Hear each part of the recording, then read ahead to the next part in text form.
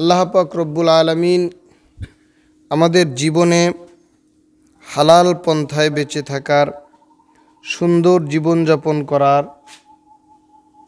সুষ্ঠু সুন্দর মনোরম পরিবেশে জীবনযাপন করার যথেষ্ট পরিমাণ সুযোগ আমাদেরকে দিয়েছেন, বলি আলহামদুলিল্লাহ। আবার অপরদিকে আমরা আমাদের জীবন নিয়ে যদি চিন্তা করি, আমাদের কমিউনিটিতে এ বিশ্ব ধরাধামে আমাদের চাইতে চ্যালেঞ্জিং সময় পার করছেন, দুরবস্থায় জীবনযাপন করছেন এমন অসংখ্য অগণিত মানুষ রয়েছে। কিন্তু এ বিষয়গুলি আমরা চিন্তা করি না, ভ্রুক্ষেপ করি না, এ বিষয়গুলি আমরা আমলে নেওয়ার চেষ্টা করি না। কিন্তু আল্লাহ পাক রব্বুল আলামিন আমাদেরকে সে সময়, সে সুযোগ, সে অনুগ্রহ আল্লাহ পাক রব্বুল আলামিনের পক্ষ থেকে দিয়েছেন, যার কদর করা আমাদের জন্য দরকার।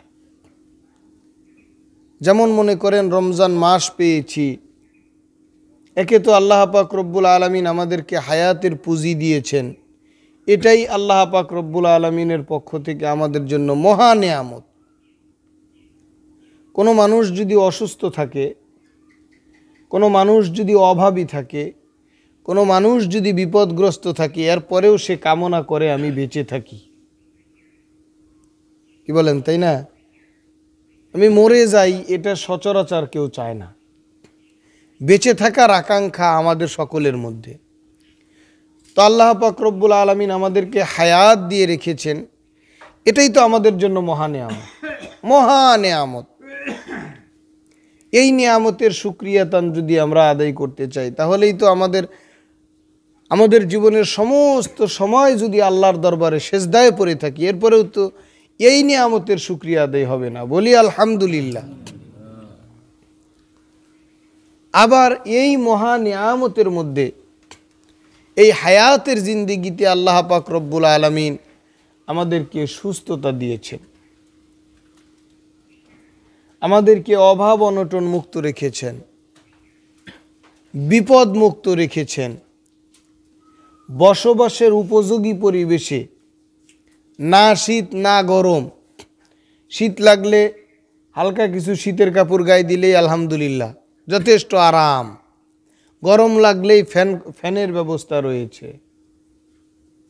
কত সুযোগ সুবিধা আল্লাহ পাক রব্বুল আলামিন আমাদেরকে দিয়ে রেখেছেন। না শীত না গরম একটা পরিবেশে আমরা জীবনযাপন করি, এটাও আল্লাহ পাক রব্বুল আলামিনের মহা এক নিয়ামত। এরপরে আল্লাহ পাক রব্বুল আলামিন আবার তার সন্তুষ্টি অর্জন করার জন্য হায়াত পাওয়ার পরে, উপযুক্ত পরিবেশ পাওয়ার পরে, সব কিছু আল্লাহ পাক রব্বুল আলামিন দেওয়ার পরেও আমাদের ইবাদত বন্দিগিতে কমতি হয়ে যায়।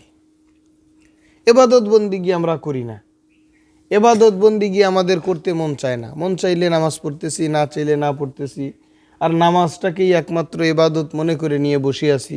মাঝে মধ্যে একটু টুপি পাঞ্জাবি মন চাইলে পড়তেছি, না চাইলে না পড়তেছি। মানে 100 ভাগের 1 ভাগ, এই 1 ভাগকে 100 ভাগ করলে যতটুকুন হয় ততটুকুন ইবাদত বন্দিগু আমার আপনার দ্বারা হইতেছে না। এই জন্য আল্লাহ পাক রব্বুল আলামিন আমাদেরকে আরও অনুগ্রহ করলেন, আরও সুযোগ সুবিধা দিলেন। কারণ দুনিয়ার জমিনে আমাকে আপনাকে আল্লাহ পাক রব্বুল আলামিন এমনি এমনি পাঠান নাই। এই দুনিয়ার জমিনের যত নাজ নেয়ামত আমি আর আপনি ভক্ষণ করতেছি, প্রত্যেকটা নাজ নেয়ামতের হিসাব আল্লাহ পাক রব্বুল আলামিনের দরবারে পুঙ্খানুপুঙ্খারূপে দিতে হবে। তোমাকে হায়াত দিয়েছিলাম, তোমাকে নিয়ামত দিয়ে ভরপুর করে দিয়েছিলাম, তোমাকে দুনিয়ার জমিনে কোনো কষ্টতে রাখি নাই।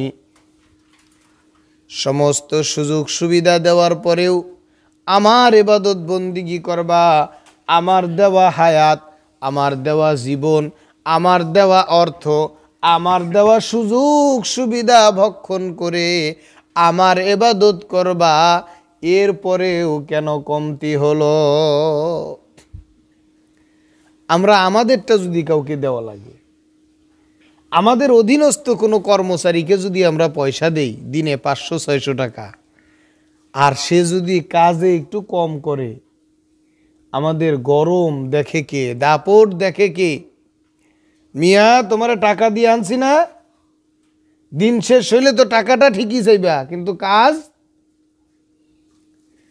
মাত্র 500-600 টাকার কর্মচারীকে যেই ধমক দিয়া কাজটা আদায় আমি আর আপনি করে নেই, আমি আর আপনি আল্লাহ পাক রব্বুল আলামিনের দেওয়া শত শত নয়, হাজার হাজার নয়, লক্ষ লক্ষ নয়, দুনিয়ার জমিনের হিসাব যদি করি, কোটি কোটি টাকার নেয়ামত ভক্ষণ করে আমি আর আপনি দুনিয়ার জমিনে বেঁচে আছি। ওই আল্লাহ পাক রব্বুল আলামিন যখন আমাকে আপনাকে ধরবেন, আমার এত এত নেয়ামত ভক্ষণ করে আমার ইবাদত বন্দিগি কেন করো নাই? তখন আমার আপনার জবাব কি হবে? আল্লাহ পাক রব্বুল আলামিন বলছেন, ওয়ামা খালাকতুল জিন্না ওয়াল ইনসা ইল্লা লিয়াবুদুন। আমি মানুষ এবং জিন জাতিকে সৃষ্টি করেছি আমার ইবাদত করার জন্য। তোমাকে আমি সৃষ্টি করলাম আমার ইবাদত করার জন্য। তোমাকে দুনিয়ার জমিনে এত নাজ নেয়ামত দিলাম, এত সুযোগ সুবিধা দিলাম, আমার উদ্দেশ্য ছিল তুমি আমার ইবাদত করবা। কিন্তু তুমি আমার দেওয়া নেয়ামত পেয়ে, আমার দেওয়া সুযোগ সুবিধা পেয়ে তুমি দুনিয়ার জমিনে দুনিয়ার মোহে পড়ে আমাকে ভুলে গেলা। তাহলে আল্লাহর দরবারে হিসাব দেওয়া লাগবে না? সেই হিসাবেও যেন আমরা পাশ করতে পারি। হিসাব তো দেওয়ার কায়দা নাই, কিন্তু সেই হিসাবেও যেন আমরা পাশ করতে পারি, এজন্য আল্লাহ পাক রব্বুল আলামিন আরো আরো নেয়ামত দান করলেন। একটা সওয়াবের কাজ করলে আল্লাহ পাক রব্বুল আলামিন 10টি নেকি দিয়ে দেন, সারা বছরের জন্য উন্মুক্ত। আবার এর মধ্যে আল্লাহ পাক রব্বুল আলামিন বিশেষ কিছু সময় দিলেন, সেই সময়গুলিতে ইবাদত বন্দিগি করলে আল্লাহ পাক রব্বুল আলামিন 1-10 দেন না, ছোটোখাটো এমন অসংখ্য অগণিত ইবাদত রয়েছে, একটা ইবাদত করলে 1 বছরের সমান ইবাদত করার সওয়াব দিয়ে দেন, অনুগ্রহ করলে। এরপরেও তৃপ্তি মিটে না, এরপরেও হয় না, আমাদের ইবাদত বন্দিগিতে তাতেও কম পড়ে যায়। আল্লাহ পাক রব্বুল আলামিন এজন্য একটা মাসই আমাদের জন্য বরাদ্দ করে দিলেন, বলি সুবহানাল্লাহ। পুরো একটা মাস ইবাদতের মৌসুম, যেই সময় ইবাদত করলে 1-10 না 1-70 পর্যন্ত প্রতিদান দেওয়া হবে, বলি সুবহানাল্লাহ। এত মর্যাদা, এত ফজিলত দিলেন। রমজানুল মুবারক পুরো একটি মাস দিলেন, এর মধ্যে আল্লাহ পাক রব্বুল আলামিন আমাদেরকে পরিপূর্ণ করার জন্য, আমরা যাতে করে আল্লাহ ভোলা বান্দা আল্লাহর দিকে মুতাওয়াজ্জা হই, এজন্য আরও সুযোগ দেওয়ার জন্য আল্লাহ পাক রব্বুল আলামিন এই মাসে এমন একটি রাত্রি দিলেন, যেই রাত্রি হচ্ছে 1000 বছরের চাইতে শ্রেষ্ঠ রাত্রি, বলেন সুবহানাল্লাহ। 1000 বছর ইবাদত বন্দিগি করলে যেই সওয়াব হয়, সেই একটি রাত্রে ইবাদত বন্দিগি করলে সমপরিমাণ সওয়াব আল্লাহ পাক রব্বুল আলামিন দিয়ে দেন, বলি সুবহানাল্লাহ। সেই রাত্রিটি আল্লাহ পাক রব্বুল আলামিন রমজানুল মুবারকে দিয়ে দিলেন লাইলাতুল কদর, নির্দিষ্ট করে দিলেন। আমরা শুধুমাত্র ওই একটি রাতের আশায় থাকতাম, আমাদের ইবাদত বন্দিগি যাতে করে কমতি না হয়, এজন্য আল্লাহ পাক রব্বুল আলামিন নির্দিষ্ট করে দিলেন না যে একটু তালাশ করো, একটু তালাশ করলে তাইলে তোমার ইবাদত বন্দিগির পরিমাণ বেশি হয়ে যাবে। কিন্তু আমরা সেটাকেও নির্দিষ্ট বানায় নিলাম জোর কইরা যে না 27-এর রাত্রি কদরের রাত্রি, ইবাদত কম করার জন্য। আল্লাহ পাক রব্বুল আলামিন এত এত সুযোগ সুবিধা, এত এত নাজ নেয়ামত আমার আপনার জন্য বরাদ্দ করলেন, কারণ আল্লাহ পাক রব্বুল আলামিন আমাদের কারো অমঙ্গল চান না। আল্লাহ পাক রব্বুল আলামিন আমাদের কাউকে জাহান্নামে দিতে চান না। বলেন সুবহানাল্লাহ। আল্লাহ পাক রব্বুল আলামিন আমাদেরকে সৃষ্টি করেছেন জান্নাতে দেওয়ার জন্য। তাইলে জাহান্নাম বানাইলেন কেন? আমাদেরকে জাহান্নামে দেওয়ার জন্য জাহান্নাম বানান নাই। জাহান্নাম বানাইছেন আমরা যদি জান্নাতে না যাইতে চাই তাইলে আমাদেরকে রাখবে কোথায়? এই জন্য জাহান্নাম বানাইছে। বলেন আলহামদুলিল্লাহ।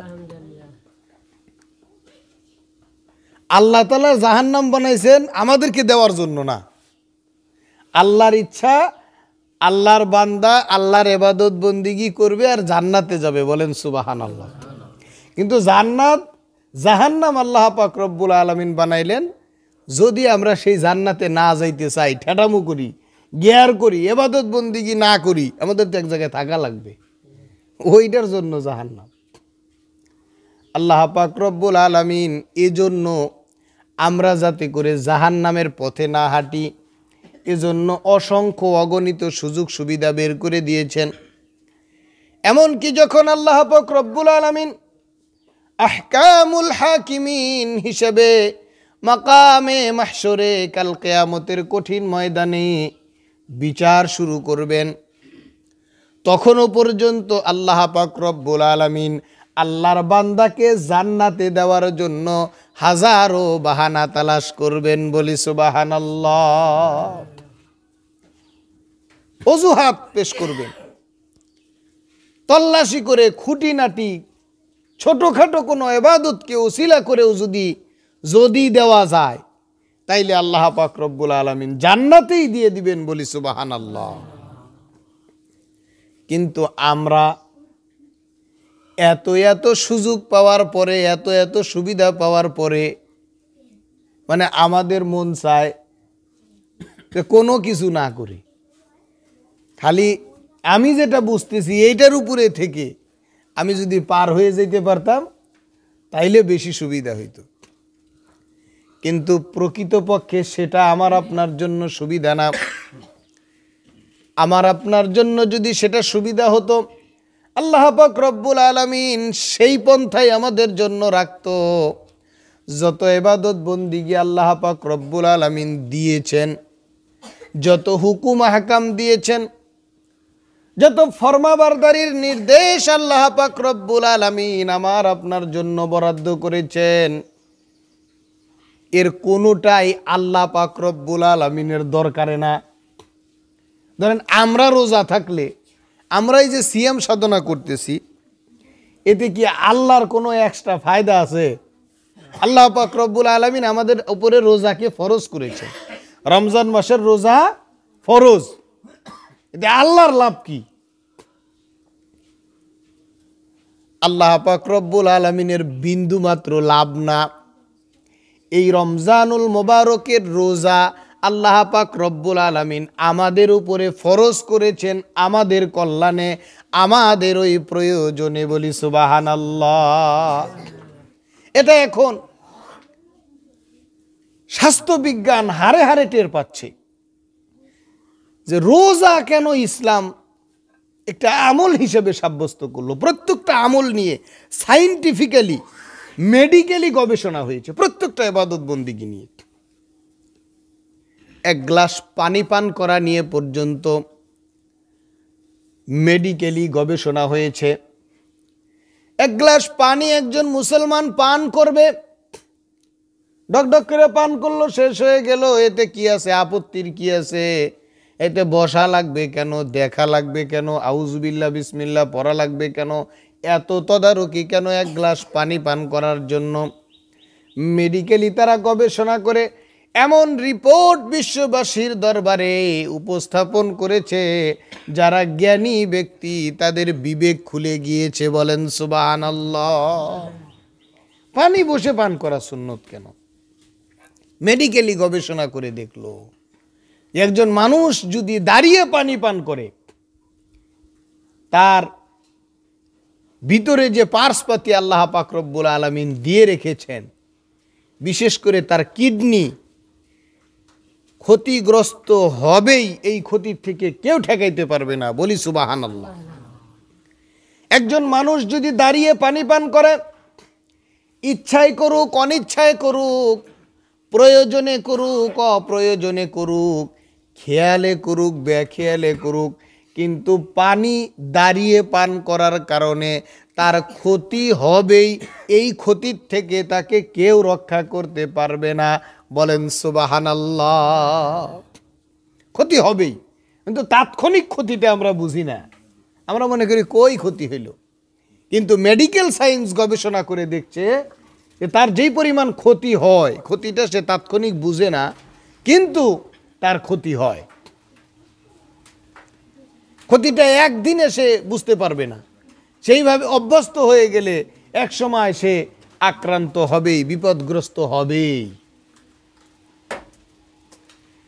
এটা তো চরম এবং মারাত্মক বিপদের কথা বললাম। মেডিকেল সায়েন্স গবেষণা করে দেখেছে, আমরা পানি পান করার ফলে আমরা যে একটা ঢোক গিলি, এই ঢোক গিলার পরে পানিটা দাঁড়ানো অবস্থায় থাকলে যেই স্পিরিট, যেই গতিতে মানুষের পাকস্থলিতে গিয়ে প্রবেশ করে, এই স্পিরিট আর এই গতিটা মানুষের পাকস্থলীর জন্য মারাত্মক ক্ষতির কারণ। বলেন সুবহানাল্লাহ। এই যে আশ্চর্যজনক বিষয়, এই পার্সপাতি, এই বডি, এই দেহ, এই পুরো শরীর আমাদের জন্য সৃষ্টি করেছেন আল্লাহ পাক রব্বুল আলামিন। আমাদের প্রয়োজনে, আমাদের কল্যাণে, আমরা যাতে করে সুস্থভাবে জীবনযাপন করি, এর মধ্যে আল্লাহ পাক রব্বুল আলামিনের তাসবিহাত পাঠ করি।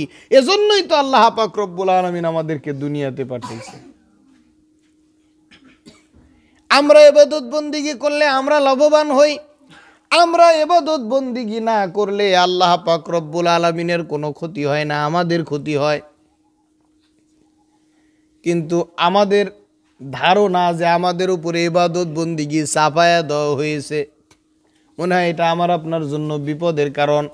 আমরা ইবাদত বন্দিগি না করলে আমরা নিজেরা বিপদগ্রস্ত হব, শুধুমাত্র দুনিয়াতে নয় আখিরাতেও বিপদগ্রস্ত হব। আল্লাহ পাক রব্বুল আলামিন এত এত নিয়ামত রাজি আমাকে আপনাকে দিয়েছেন, এই নিয়ামত রাজির সঠিক ব্যবহার না হওয়ার কারণেও আল্লাহর দরবারে আমাদের জবাবদিহি করতে হবে।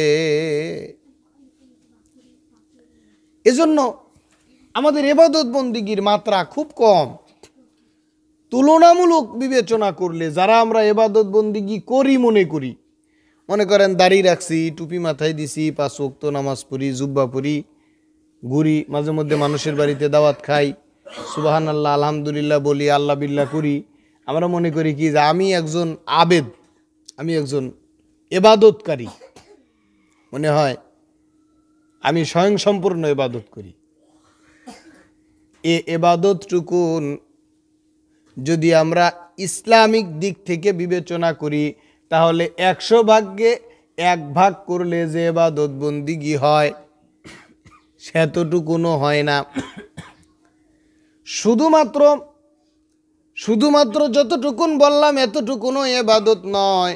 ইবাদত কতটুকুন হবে? কমপ্লিট কোড অফ লাইফ, আমার আপনার জীবনের পূর্ণাঙ্গ ইবাদত কিভাবে হবে, এজন্য শুধুমাত্র এতটুকুন করলে হবে না। আল্লাহ পাক রব্বুল আলামিন পবিত্র কালামে হাকিম অবতীর্ণ করেছেন, রসুল মকবুল সাল্লাল্লাহু আলাইহি ওয়াসাল্লাম হাদিস বর্ণনা করেছেন, সম্পূর্ণ অনুসরণ করলেই কেবলমাত্র আল্লাহ পাক রব্বুল আলামিনের ইবাদতে পূর্ণাঙ্গতা পাবে। সাময়িক অল্প কিছু ইবাদত বন্দিগির জন্য আল্লাহ পাক রব্বুল আলামিন আমাদেরকে দুনিয়াতে পাঠান নাই। আমাদের জীবন কিভাবে পরিচালিত হবে, এজন্য আল্লাহ পাক রব্বুল আলামিন পবিত্র কালামে হাকিম অবতীর্ণ করলেন, নাজিল করলেন। আল্লাহ পাক রব্বুল আলামিন পবিত্র কালামে হাকিমের মধ্যে ইরশাদ করে বলেন, শাহরু রমাদানাল্লাযী উনজিলা ফীহিল কুরআনু হুদাল লিন্নাসি ওয়া বায়িনাতিম মিনাল হুদা ওয়াল ফুরকান। বলেন সুবহানাল্লাহ। আল্লাহ পাক রব্বুল আলামিন বলেন, শাহরু রমাদান, রমজান মাস, আল্লাযী ফীহি উনজিলাল কুরআন, যেই মাসে আল্লাহ পাক রব্বুল আলামিন কোরআনুল কারীম অবতীর্ণ করেছেন। বলি সুবহানাল্লাহ। হুদাল লিন্নাস, মানুষের হেদায়েতের জন্য, ওয়া বায়িনাতিম মিনাল হুদা ওয়াল ফুরকান, যেখানে হেদায়েতের বর্ণনা রয়েছে, সহজ সরল পথ মানুষকে দেখানো রয়েছে, এবং যেই কিতাবটি সত্য মিথ্যার পার্থক্য সূচিত করে। একটু জবান খুলে বলেন সুবহানাল্লাহ। তাহলে আমার আপনার জীবনের গাইড বুক হিসাবে আমার আপনার জীবন কিভাবে পরিচালিত হবে, সেজন্য এবাদত বন্দিগি কতটুকুন হবে, কি কি এবাদত বন্দিগি করতে হবে, এজন্য আল্লাহ পাক রব্বুল আলামিন কোরআনুল কারীম অবতীর্ণ করলেন। বলি সুবহানাল্লাহ। পৃথিবীর জমিনে যত পয়গম্বর আলাইহিমুস সালাম গণ এসেছেন, সমস্ত পয়গম্বর আলাইহিমুস সালাম গণের বিশেষ বিশেষ অভূতপূর্ব মুজিজাগুলি সব পয়গম্বর আলাইহিমুস সালাম গণ বিদায় নিয়েছেন, তাদের সঙ্গে তাদের মুজিজাও বিদায় নিয়েছেন।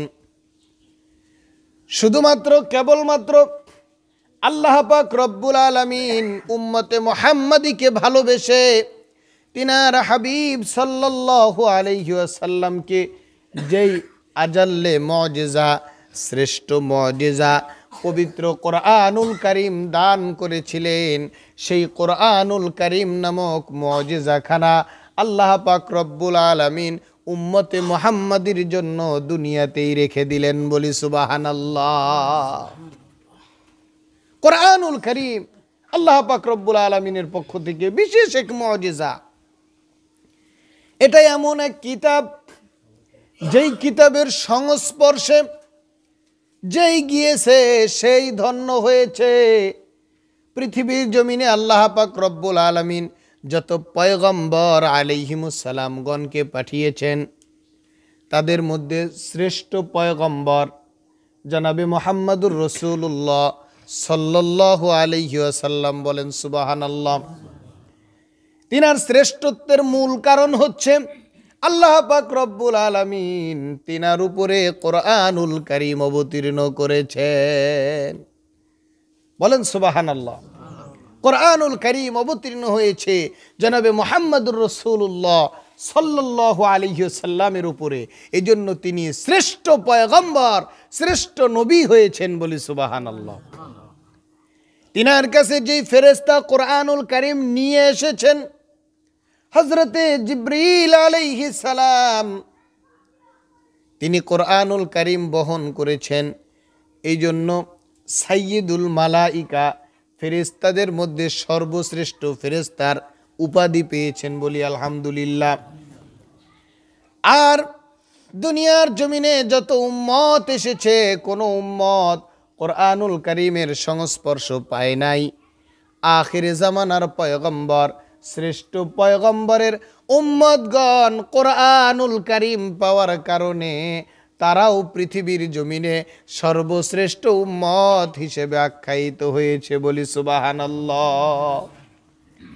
তার মানে এটা এমন একটি কিতাব, এমন একটি গ্রন্থ আল্লাহ পাক রব্বুল আলামিন দুনিয়ার জমিনে প্রেরণ করেছেন, এমন একটি কালাম যা স্বয়ং আল্লাহ পাক রব্বুল আলামিনের বাণী।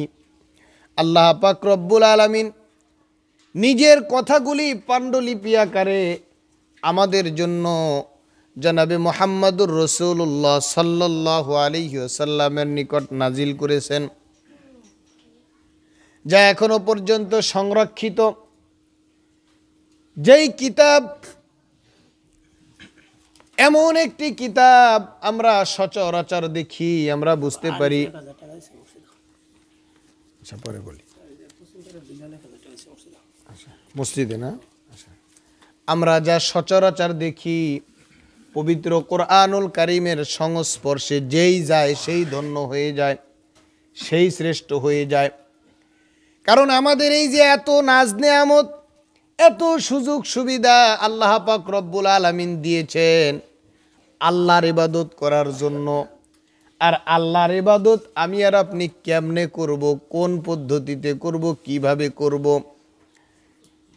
আমার আপনার জীবন কিভাবে পরিচালিত হবে, সেটার বিস্তারিত বর্ণনা আল্লাহ পাক রব্বুল আলামিন এই কিতাবের মধ্যে দিয়েছেন। বলি সুবহানাল্লাহ। আমাদের এত মর্যাদা, এত ফজিলত, এত গুরুত্ব, এত সুযোগ সুবিধা আল্লাহ পাক রব্বুল আলামিন যা দিয়েছেন সব তার কালামে হাকিমের বরকতে দিয়েছেন। বলি সুবহানাল্লাহ। আমরা মনে করি যে আমি পরিশ্রম করি, আমার মাথার বুদ্ধি, এজন্য আমি এত বড় ডাক্তার, আমার মাথার বুদ্ধি এজন্য আমি এত বড় ইঞ্জিনিয়ার, ব্যারিস্টার, আমার এত যোগ্যতা, এত দক্ষতা সব আমার জন্য হয়েছে। আপনার আর আমার কিছুই নাই। যা দিয়েছেন আল্লাহ পাক রব্বুল আলামিন দিয়েছেন। বলি আলহামদুলিল্লাহ। এবং দিয়েছেন আল্লাহর কিতাবের বরকতে। বলি সুবহানাল্লাহ। বলতে পারেন এটা কেমন? আল্লাহর হাবিব সাল্লাল্লাহু আলাইহি ওয়াসাল্লাম হাদিসের মধ্যে ইরশাদ করেছেন, বিস্তারিত বলার সময় নেই, যারা ইলমে দ্বীন তলব করে, যারা কোরআনুল কারীমের জ্ঞান আহরণ করে, অন্বেষণ করে, তাদের জন্য, যারা ইলমে দ্বীন তথা কোরআন এবং হাদিস শিখতে যায়, শিখতে চায়, তাদের জন্য শুধুমাত্র দুনিয়ার মানুষ নয়, আল্লাহ পাক রব্বুল আলামিনের সমগ্র সৃষ্টিকুল, সমগ্র কুল কায়নাত তাদের জন্য দোয়া করতে থাকে। বলি সুবহানাল্লাহ। তারা আল্লাহর দ্বীন শিখছে। যতদিন পর্যন্ত আল্লাহর দ্বীন দুনিয়াতে থাকবে, যতদিন পর্যন্ত আল্লাহর জমিনে আল্লাহ পাক রব্বুল আলামিনের গুণকীর্তন করার মানুষ থাকবে, ততদিন পর্যন্ত আল্লাহ পাক রব্বুল আলামিন এই জমিনকে টিকিয়ে রাখবেন।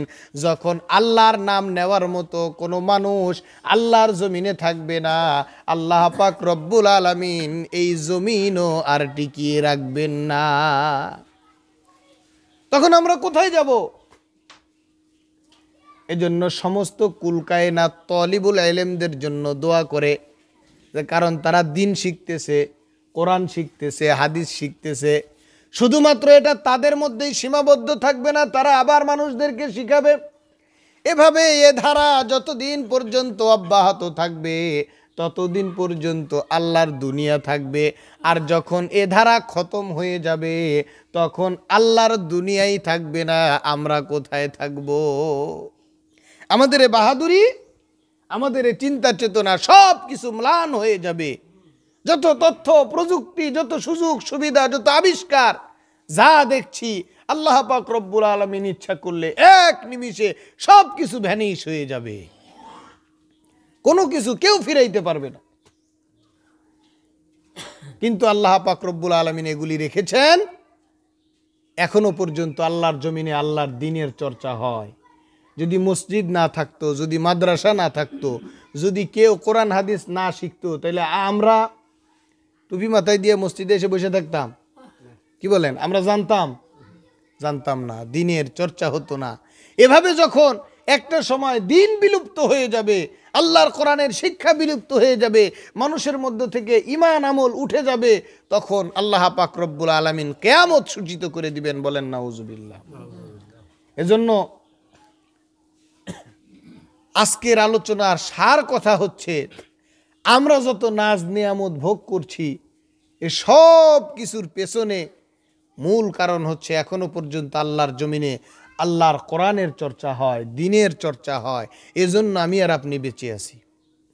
আমাদের জীবন সুন্দর করতে শুধুমাত্র দুনিয়ার জীবন নয়, দুনিয়া এবং আখেরাতের জীবন সুন্দর করতে, দুনিয়া এবং আখেরাতে নাজাত পাওয়ার জন্য আল্লাহর কোরআনের বিকল্প কোনো চিন্তা দুনিয়ার মানুষ করতে পারে না।